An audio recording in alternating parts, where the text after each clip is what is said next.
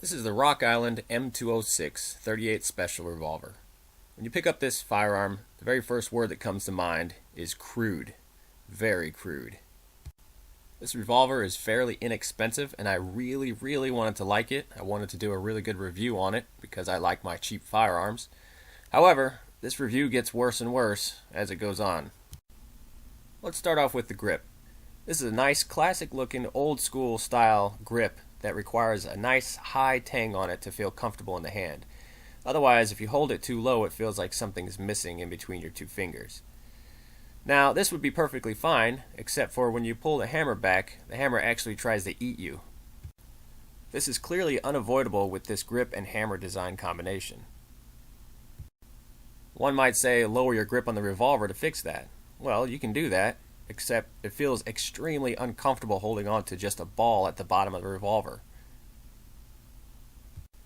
So this is really unfortunate because the design of the grip actually contours your hand perfectly and makes you hold the revolver the correct way with a high tang grip. However, to avoid the hammer design, you have to hold the grip lower. Or you can simply hold the revolver the correct way and let the hammer feed. Moving on to check lockup and timing, this should never happen.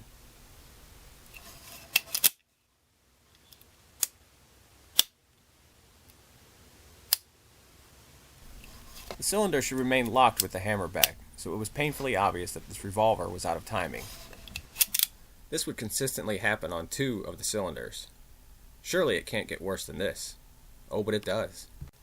Another thing I noticed is that the cylinder stop would release with the slightest little bit of pressure on the trigger.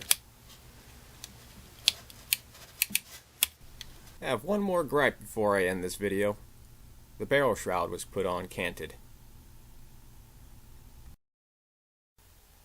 I've come to the conclusion that this revolver was assembled on a Monday by an employee who was hungover from drinking all night after catching his wife in bed with his boss. Or maybe when this revolver was being assembled, everyone was drunk in the factory, because it should have never left the factory in this condition.